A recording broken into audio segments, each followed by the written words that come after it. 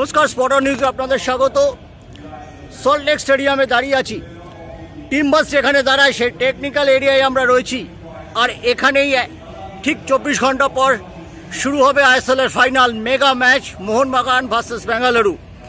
এবার Indian super লিগে যা পারফরমেন্স, সেটা দুটি দলই হয়তো ফাইনালে মুখোমুখি হচ্ছে। আমাদের সঙ্গে আছেন রঞ্জন ভট্টাচার্য, যিনি 365 দিন 24 ঘন্টা ফুটবল নিয়েই থাকেন। সেই রঞ্জনের কাছ থেকে আমরা শুনে নেব আগামীকালের ম্যাচে ঠিক কী জায়গায় দাঁড়িয়ে আছে মোহনবাগান এবং বিএফসি বা কী জায়গায় রয়েছে।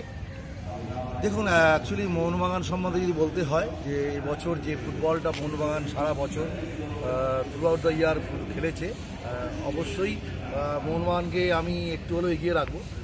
যদিও ফাইনাল ম্যাচ এবং যেখানে সুনীল ছেত্রীর মতো স্ট্রাইকার আছে, আমি এভাবেই বলছি সুনীলের কথা, লাস্ট ম্যাচ ওই দেখে থাকেন, আমি পরে আসছি।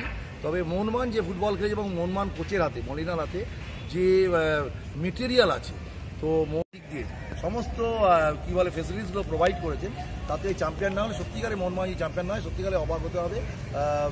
কেননা মলিনার হাতে এত অপশান, যেখানে আবারও বলি যে দিমিত্রি পেত্রাতস আগের বছর যদি লাস্ট এই আইএসএলের হিরো বা বলেন, নায়ক বলেন, তাকে আজকে কী বলে আপনার টাইম দিতে পারছেন না।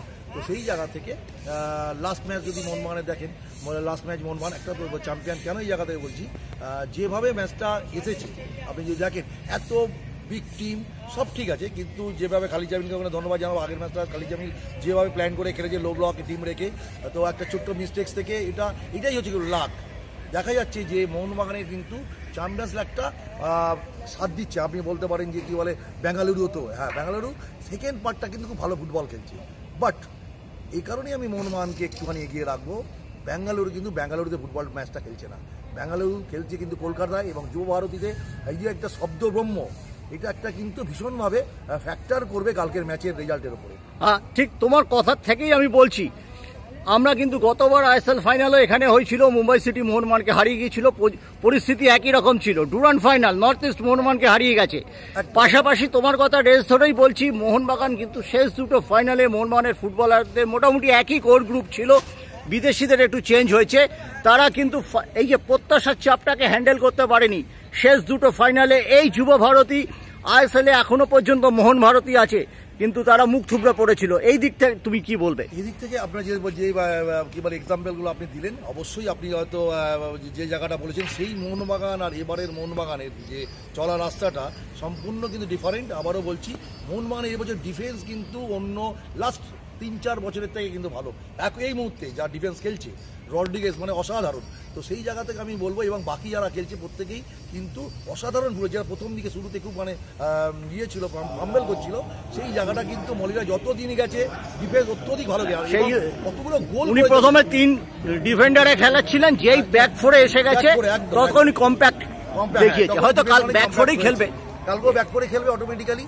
এবং একটা কথা বলি, লাস্ট ম্যাচ আমি যে জায়গাটা একটুখানি ভয় পাচ্ছি, যেটা হচ্ছে লাস্ট ম্যাচ কিন্তু আপনারা জিতেছে, মোহনবাগান জিতে সবাই আনন্দ করছে, কিন্তু আমি যে কোচ আমার যে দুটো চেঞ্জ ছিল, একটা হচ্ছে আশিক কুরিয়ান এবং কি বলে আপনার ইয়ের যে চেঞ্জটা হচ্ছে আপনার মনবীর আশিক কুরিয়ান জায়গায়, এবং আরেকটা চেঞ্জ ছিল হচ্ছে আপনার কামিংস। এই দুটো চেঞ্জ কিন্তু তারপরেও ম্যাচ জিতেছে। এই যে ইন্ডিভিজুয়াল ব্রিলিয়ান্সি বা কাপুইয়াকে এত টাকা দিয়ে নিয়ে এসেছে, ও কিন্তু সেটা অনেকটাই পুষিয়ে দিয়েছে।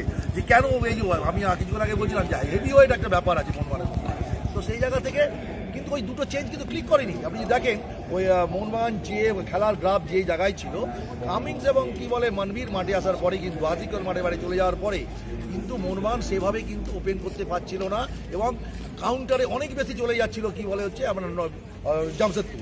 সেই জায়গা থেকে কিন্তু আপনাকে একটা জিনিস মাথায় রাখতে হবে, হ্যাঁ এই যে লাক, ওখানে কিন্তু যে বলটা গোল করেছে ডিফেন্সের পেছনে গিয়ে কিন্তু মোহনবাগান গোল করেনি, মোহনবাগান গোল করেছে প্রণয়ের একটা মিস পাস, সেটা অনিরুদ্ধ থাপা থেকে একদম আপুইয়া দেয়। ওই কিছু কিছু ফুটবলে কিছু নিয়ম থাকে, যেগুলো যখনই দেখবেন খেলার মধ্যে সব দিন অত হবে না।